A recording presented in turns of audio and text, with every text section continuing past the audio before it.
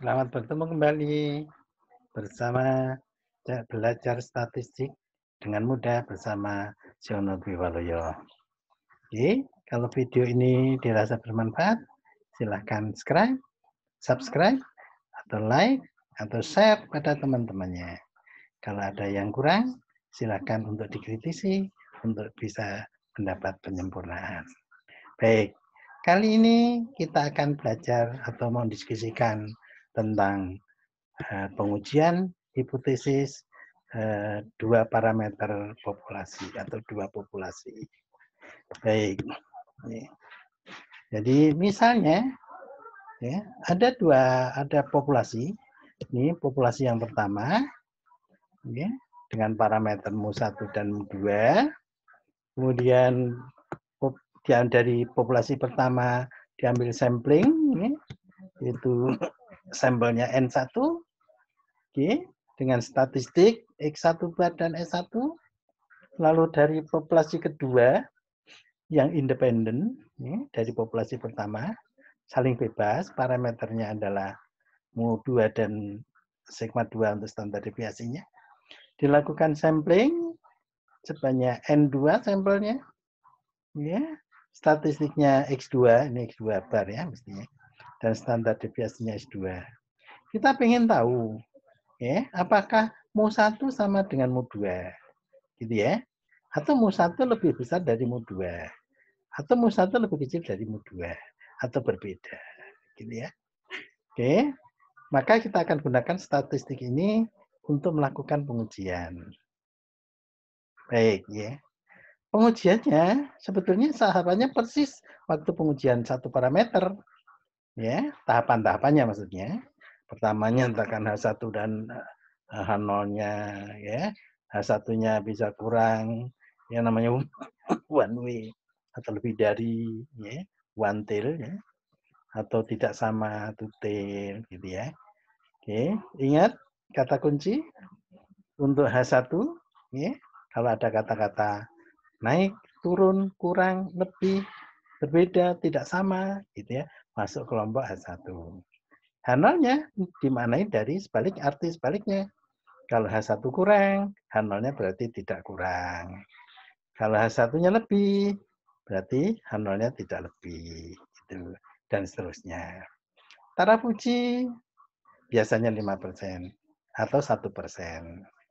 Oke, status uji tergantung parameternya nanti. Kita rata-rata menentukan wilayah kritis searah dengan H1. Menghitung statistik ujinya dan nilai P, dan yang terakhir membuat keputusan dengan kriteria H0 ditolak kalau status hitung ada di wilayah kritis, wilayah penolakan H0. Atau kalau pakai nilai P value, H0 ditolak kalau P value-nya kurang dari taraf uji. Oke, sekarang kita lihat uji beda rata-rata ya. Hipotesis beda rata-rata ini hipotesisnya ya. Oke, khusus kalau D0-nya itu 0, ya, seandainya D0-nya itu 0, berarti hipotesisnya bisa ditulis mu1 sama dengan mu2 di D0-nya 0. H1-nya ada 3 kemungkinan, kurang, lebih, atau tidak sama. Ingat kata kunci tadi ya. Baik, statistiknya ini ada 2 kemungkinan. Kalau kemungkinan pertama, kalau kedua populasi itu diasumsikan memiliki varian yang sama atau standar deviasi yang sama. Oke, maka status ujinya adalah pakai ini ya. Ini akarnya sampai sini ya. Terus ini akarnya. Selisih rata-rata sampel dikurangi. Kalau ini sama dengan 0, D0-nya 0 ya, ini 0. Derajat bebasnya N1 tambah N2 min 2. Ini ada kata standar deviasi SP ini ya. P itu dari kata pool, gabungan, kumpulan. Seperti swimming pool, ya, tempat berkumpulnya orang berenang. Ya, pool, ya, gabungan atau kumpulan. Jadi kumpulan antara populasi 1 dan populasi 2. Oh, ya. SP-nya nanti dihitung dari variannya. SP kuadrat ini SP-nya ya, di akar gitu ya. Kalau melihat hitung-hitungnya agak complicated ya. Sepertinya gitu ya. Nah, tapi kalau nanti pakai Excel, terutama kalau tahu datanya mentahnya, ada data mentahnya jauh lebih mudah. Yang kedua, kalau diasumsikan kedua populasi itu variannya berbeda, memiliki varian yang berbeda, maka statistik ujinya pakai uji T. Cuman uji T ini, yang rumus ini ngitung derajat bebasnya yang complicated. Jadi derajat bebasnya bukan N1 tambah N2 min 2, tapi derajat bebasnya salah satu yang mengusulkan namanya Behren dan Visser. Kata Behren dan Visser, derajat bebasnya ini begini ya, cacing-cacing gini ya. Rumusnya agak complicated ya. Ini rumusnya. Ya. Tapi nanti kalau pakai Excel, yang kayak gini-gini kita nggak ngitung. Ya, yang kayak seperti ini, itu sudah dihitungkan dengan Excel. Asal datanya diketahui. Baik, contoh ya. Oke. Seorang analis keuangan menyatakan bahwa ROI, return on investment, perusahaan jasa keuangan lebih besar daripada ROI yang dihitung dalam persen perusahaan manufaktur. Seseorang yang akan mulai usaha meminta saudara untuk melakukan kajian. Apakah pernyataan analis keuangan tersebut dapat dipercaya? Saudara menugaskan staf untuk mengumpulkan data terkait dengan ROI di kedua kelompok usaha tersebut. Hasilnya adalah seperti ini. Jadi si sampel ya, sampelnya N dari, jadi pengamatan datanya ada 25 dari jasa keuangan, 20 perusahaan dari perusahaan manufaktur. Rata-rata ROI-nya untuk jasa keuangan 18,7%, kemudian manufaktur 17,27%. Standar deviasinya jasa keuangan 2,9%, manufakturnya 2,28%.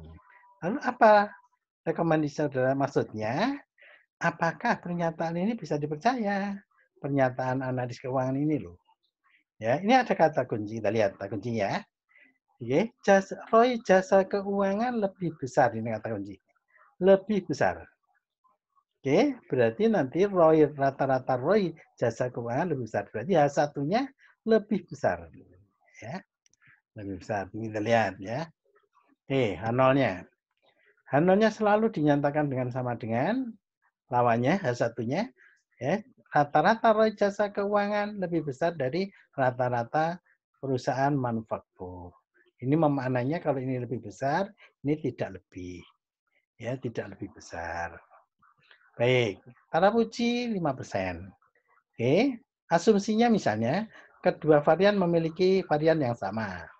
Oke, statistik ujinya tadi ya kita salin ya. Oke, derajat bebasnya N125, N220 dikurangi 2 jadi 43. Baik, wilayah kritisnya ya, ini karena H1-nya lebih dari, T-nya juga lebih dari statistik ya.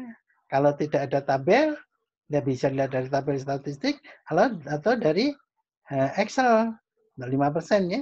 Contohnya misalnya ini Excel ya. Kita lihat. Kalau T 0,05. Derajat bebasnya 43. Oke, berarti sama dengan ini ya. T inverse. T inverse. Ini ada TINV inverse ini ya. T inverse. Probability-nya kalau ini akumulasi kurang dari, kalau 0,05 ditulisnya 0,95.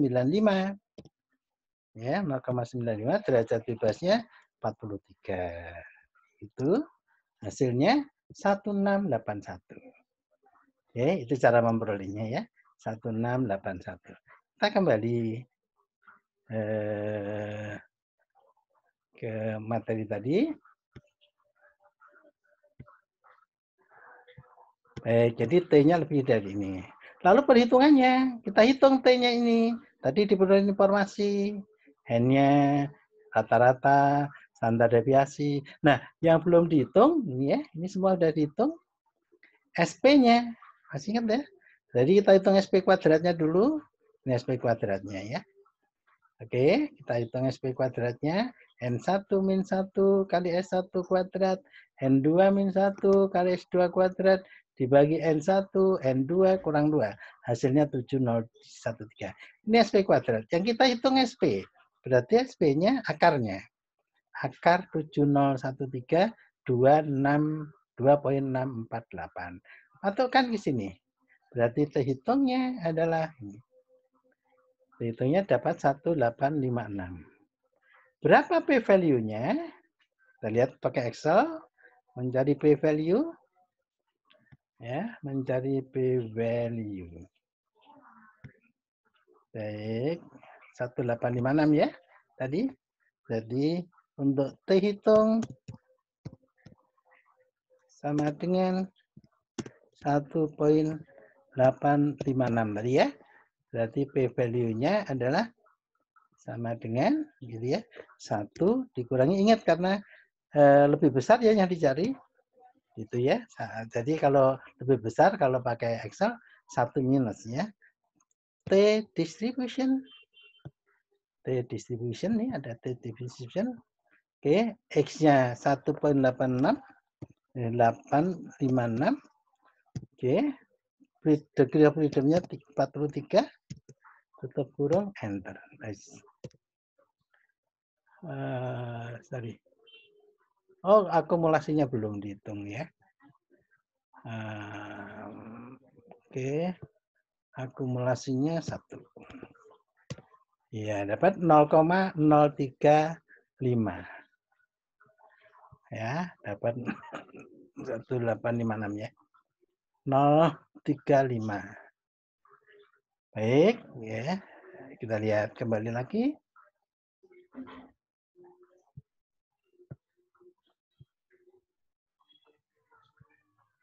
Ya, ini P-value-nya. Ya. 0856. Tadi berapa? 0 ya. Dapatnya ini ya. 0,0. Jadi kurang dari 0,05. Apa keputusannya? Karena P-value-nya kurang dari 0,05, maka rata-rata ROI disebutkan H0-nya ditolak. Artinya rata-rata ROI perusahaan jasa keuangan lebih tinggi atau lebih besar daripada ROI perusahaan manufaktur. Bagaimana kalau datanya diketahui? Tadi kan ini sudah dikasih rangkumannya nih. Kalau data diketahui, maka misalnya ya, ini kalau di rata-rata kayak yang tadi hasilnya, rata-ratanya N-nya 25 yang keuangan, gitu ya. Terus ini yang diketahui seperti ini. Ini datanya seperti ini. Ya, kalau seperti ini bagaimana cara kita mengerjakan atau menjawabnya? Maka cara menjawabnya jauh lebih mudah daripada yang step-step saya ini. Ya, kalau pakai Excel kita lihat ya. Kalau pakai Excel, baik. Ini kalau misalnya saya share Excel-nya ya. Misalnya ini datanya nih ya. Ini datanya. Maka dengan mudah. Pertama kita klik data, ya. Lalu di kanan ini ada data analisis. Ingat, kalau belum ada data analisis, diadakan. Bagaimana caranya? Lihat channel Siono Biwaluyo setup data analisis ya. Oke, cari ini ya. Data analisis ini T-test ya, ini T-test. T-test to sample ya. Karena kita tadi mengasumsikan variannya sama, maka ini kita pilih yang equal variances.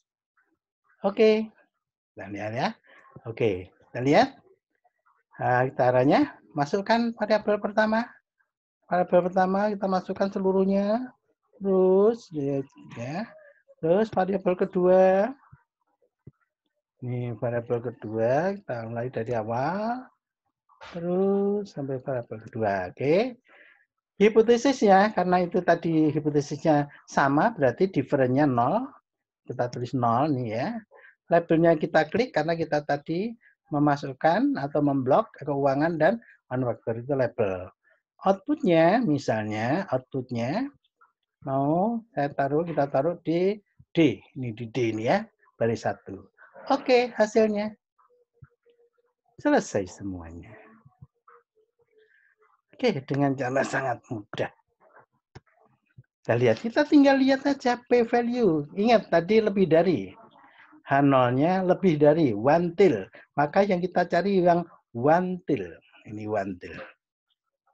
Nih, 1 till. Oke. Nah, saya highlight ya. Oke. One till. Ini tinggal bandingkan aja dengan 0,05. Sangat mudah dan sangat cepat. Apa yang ditolerir tadi semuanya ada di sini. Min ada. Gitu kan? Pool varian ada 7, ini. Semua sudah di sini. T statistik, T hitungnya ada 1,856. Begitu ya. T tabel ada 1681. Sangat mudah. Kalau menggunakan Excel.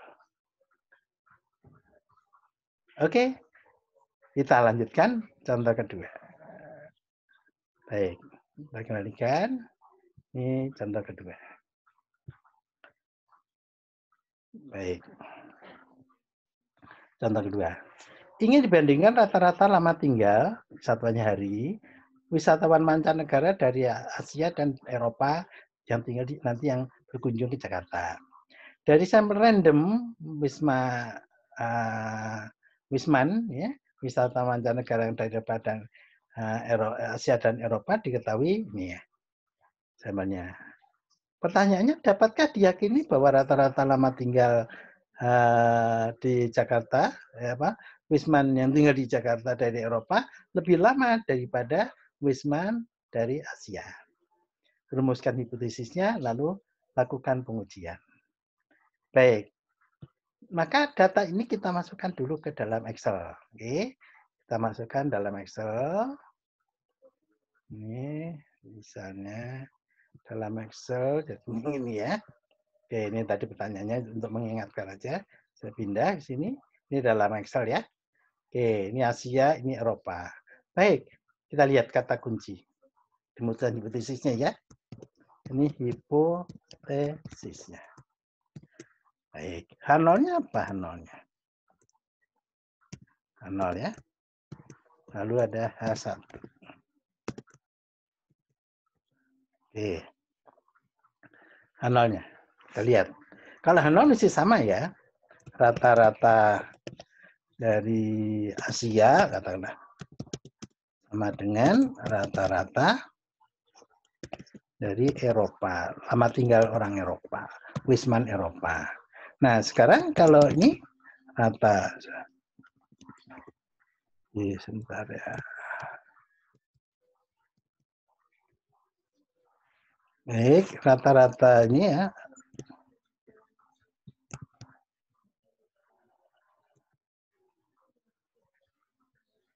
Baik, sama ya. Ini rata-rata Asia. Kalau Eropa lebih tinggi berarti nulisnya begini, kurang dari ya. Rata-rata Eropa. Ya, karena tadi kata kuncinya kita lihat ya. Ini diketahui.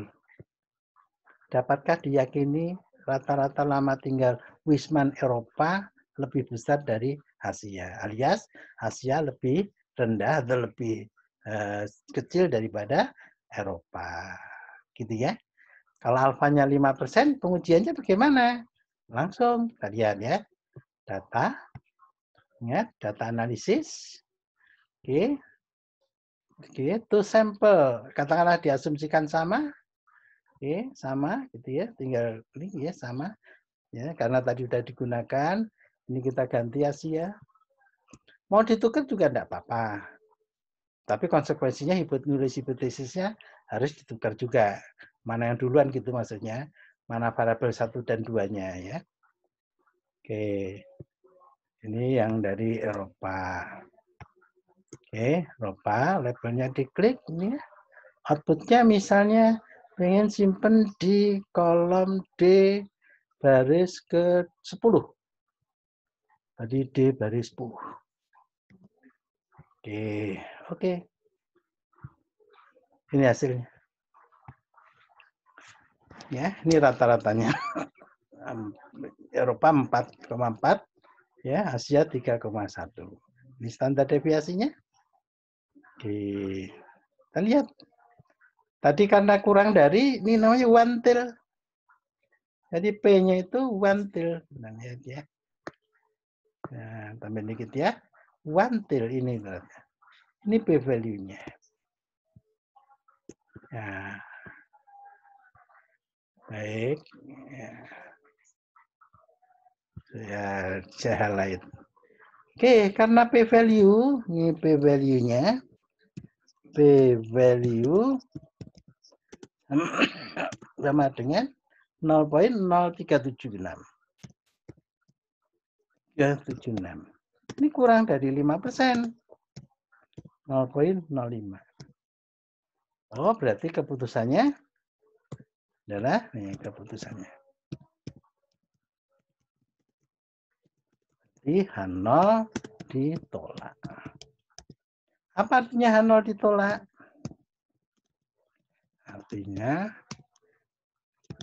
dapat diyakini gitu ya, bahwa di rata-rata lama tinggal turis atau wisman Eropa lebih tinggi daripada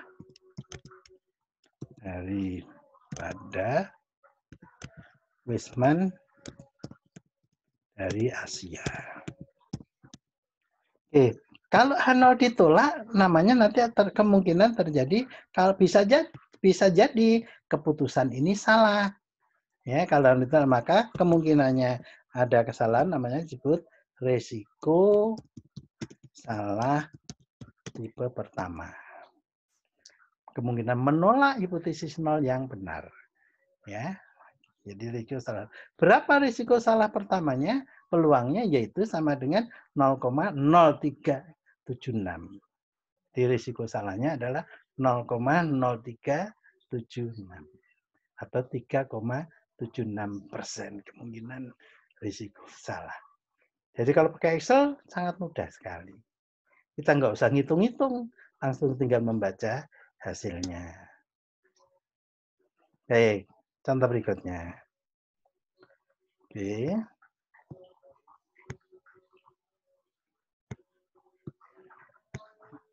Oke, contoh berikutnya. Salah satu perguruan tinggi di Jakarta melakukan tes SAT atau SAT. Ya, namanya Scholastic Aptitude Test ya, untuk pelajaran matematika. Kalau di luar negeri banyak digunakan itu SAT ini ya, untuk salah satu penilaian. Kalau bahasa Inggris kan ada TOEFL ya, iya gitu ya, dan lain-lain. Oke, salah satu anggota tim seleksi ingin membandingkan hasil skor SAT tersebut berdasarkan latar belakang pendidikan tertinggi orang tuanya. Dugaannya adalah ya orang tua dari calon mahasiswa yang ikut tes ini yang berlatar belakang pendidikan tinggi lebih tinggi skornya dibandingkan dengan yang berpendidikan sekolah menengah. Hasilnya seperti ini hasilnya. Berdasarkan tersebut, apakah saudara sependapat dengan pernyataan di atas? Apa pernyataan di atas bahwa yang orang tuanya yang latar belakang pendidikan tinggi, anaknya skornya lebih tinggi daripada yang orang tuanya sekolah menengah. Baik, ya. Maka caranya kita masukkan ini ke dalam Excel. Ya, ke dalam Excel ya, masukkan dalam Excel.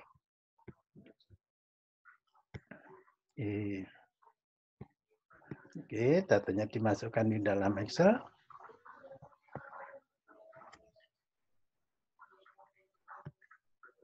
Ya, ini masukkan Excel ya. Baik, apa tadi hipotesisnya? H0 itu adalah rata-rata yang orang tuanya PT sama dengan rata-rata skor yang orang tuanya sekolah menengah. H1-nya rata-rata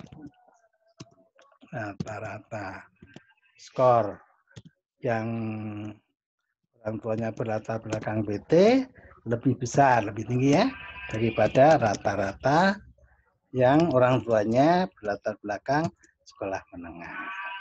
Katakanlah gunakan alfanya ini atau taraf level of signifikannya, taraf ujinya katakanlah 0,05. Oke. Gimana hasilnya? Kita lihat ya, sama ya. Kita klik data, ini data. Kemudian di kanan ada data analisis. Oke, itu tesnya ya. Katakanlah, kalau mau beda tinggal milih aja. Oh, katakanlah ini beda, gitu ya. Variannya beda, asumsinya kita lihat. Ini beda, oke. Oke, kita blok yang pertama, yang latar belakang PT. Yang kedua, kita blok yang sekolah menengah, latar belakang orang tuanya. Oke, perbedaannya 0. Asumsinya. Labelnya kita klik. Hasilnya misalnya akan kita taruh di sini ya, sini. Oke. Oke. Sudah selesai. Bagaimana keputusannya? Lihat P value-nya. Ini one way. Ya, satu arah. Berarti kita cari yang one till. One till. 0,04. Kurang dari 5%. Jadi keputusannya ini one till. Saya highlight dulu. Oke ya. Karena P value-nya ini ya, karena ini ya. Ini P value. Ya, P value atau probabilitasnya itu sama dengan 0,041. Ini kurang dari 0,05. Maka keputusannya itu H0 ditolak. Oh, ditolak. Udah ya. Nggak usah hitung-hitung. Oke, tadi rumusnya macam-macam tadi ya. Degrees of freedom-nya kalau dihitung pakai rumus yang tadi, ini rumusnya itu. Ya, dapatnya 25. Ya, kalau dihitung ini ya yang pakai rumus Bernard-Fisher tadi. Ya. Oke, kalau pakai yang biasa kan N1 tambah N2 min 2. 16 tambah ini artinya 26 ya. Kalau pakai rumus Bernard-Fisher hasilnya adalah 25. Sudah dihitungkan semuanya. Sangat mudah bukan? Ya. Oke, sekarang kita lanjutkan. Yang kita bahas ini tadi adalah dua kelompok populasi yang independen, ya, saling bebas. Sekarang bagaimana kalau dua populasi itu dependen, saling berhubungan? Disebut namanya datanya berpasangan. Misalnya suami istri, sebelum makan sesudah sebelum minum obat sesudah minum obat, sebelum promosi sesudah promosi, sebelum pelatihan sesudah pelatihan. Jadi datanya berpasangan. Kalau datanya berpasangan, dua kelompok itu pertama dicari dulu selisih masing-masing data. Ini kalau manual. Ya, kemudian dihitung statistik ujinya. Ya, seperti ini. Lalu ini derajat bebasnya seolah-olah ya data itu pasangan yang dihitung, jumlah pasangannya n. Gitu ya. Bukan N1 N2 tadi. Oke, ini cara menghitung rata-ratanya gitu ya, pakai deskriptif statistik. Tapi kalau pakai Excel ini jauh lebih mudah dan cepat. Oke, contohnya gini. Perusahaan riset pasar menggunakan sampel perorangan untuk menilai potensi pembelian suatu produk tertentu sebelum dan setelah individu tersebut melihat iklan di YouTube. Ya, iklan tentang produk itu. Peringkat pembelian potensial didasarkan pada skala 0 hingga 10. Minat untuk belinya ya. Nilai yang lebih tinggi menunjukkan potensi pembelian yang lebih tinggi. Hasil scoring potensi pembelian dari 8 orang yang disuruh nonton, gitu ya. Nanti diberi skor, dinilai dengan pertanyaan-pertanyaan, ya. Skornya sebelum dan sesudah nonton itu seperti ini. Pertanyaan, ya. Apakah pertanyaan ya, iklan melalui YouTube itu dikatakan berhasil? Apa disebut berhasil? Berarti skornya lebih tinggi yang sudah nonton daripada sebelum nonton. Jadi ada kata kunci lebih tinggi. Ya, yang sudah nonton lebih tinggi daripada sebelum nonton. Baik, sama ini kita masukkan di dalam Excel. Baik, masukkan dalam Excel.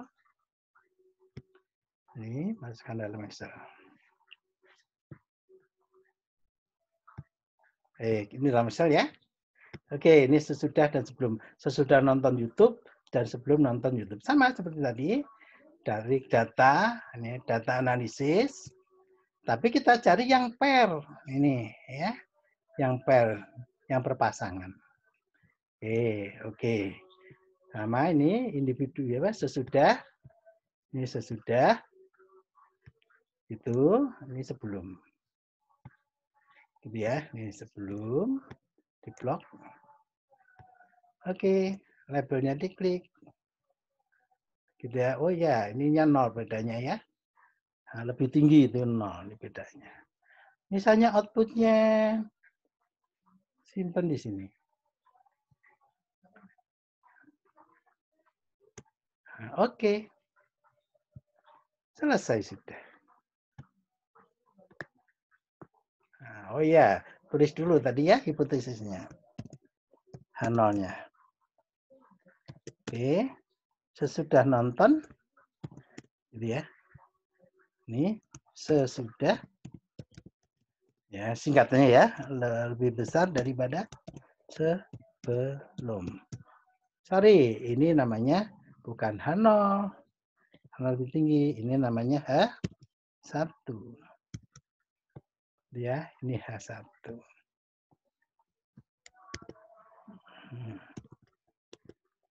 Ya, ini H1. H0-nya sama ya. H0-nya ya, sesudah sama dengan sebelum nonton YouTube. Gimana keputusannya? Tinggal lihat aja. One tail ini. Ya, one tail. Oke. Tuh, sorry. Highlight-nya. Ya. Jadi karena P-nya 10%, 10,8%, 0,1 ya, 10% ya. Nah, maka keputusan H0 diterima. Atau dengan kata lain, tidak ditolak. Jadi namanya ini iklannya tidak berhasil. Berhasil. Kalau berhasil lebih tinggi, H0-nya ditolak. Ya. Gitu. Jadi ini p-value-nya. Oke, sangat mudah ya. Baik, satu lagi. Oke. Satu lagi. Ya, misalnya. Dalam beberapa tahun terakhir, semakin banyak pilihan hiburan bersaing untuk konsumen, untuk orang ya. Persaingan besar, misalnya televisi dan YouTube. Penelitian dilakukan terhadap 15 orang atau individu, ya, tentang berapa lama mereka mengalokasikan waktunya untuk kedua media hiburan itu, yaitu TV dan YouTube. Data yang diperoleh waktu yang dihabiskan untuk dalam 1 minggu ya, untuk kedua media ini adalah seperti ini. Pertanyaannya, apakah iklan melalui YouTube bisa dikatakan lebih diminati sebagai media hiburan dibandingkan dengan televisi? Ya, sama seperti tadi. Maka kita masukkan dalam Excel.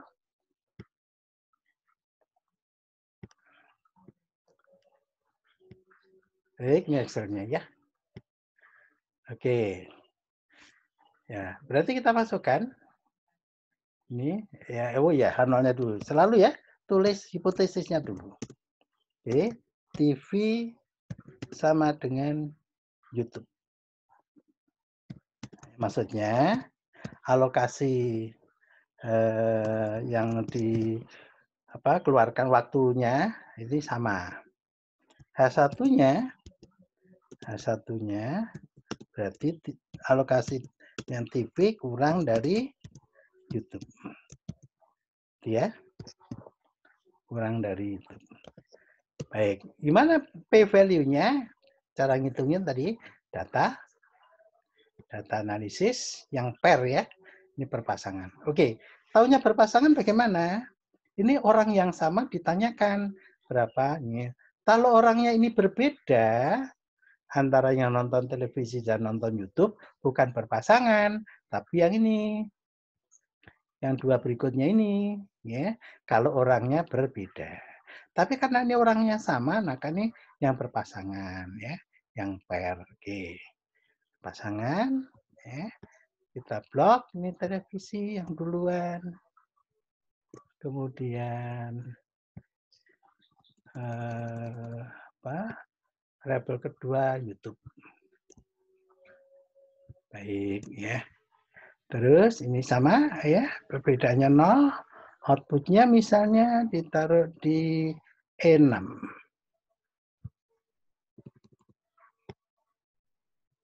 Ini ya, E6. Oke. Kita lihat P-nya. One way. Ini one way tadi ya, one way. Ini one way. Oke, one tail. Ini dapatnya. Oke. Saya highlight lagi. P-nya dapat 0,016. Berarti keputusannya kecil ya, lebih kecil daripada 5%. Keputusan berarti H0 ditolak. Apa maksudnya? Rata-rata yang TV lebih kecil daripada jam untuk nonton YouTube. Berarti YouTube lebih diminati bila dibandingkan dengan televisi. Begitu. Berapa risiko salahnya? Ini risiko salah pengambilan keputusannya. 0,016. Tapi kalau 0 diterima, kita tidak tahu berapa risiko salahnya. Sangat mudah bukan? Ya. Silakan kalau bermanfaat sekali lagi share, subscribe, atau like. Kalau ada yang kurang berkenan, silakan kritisi. Semoga bermanfaat. Terima kasih.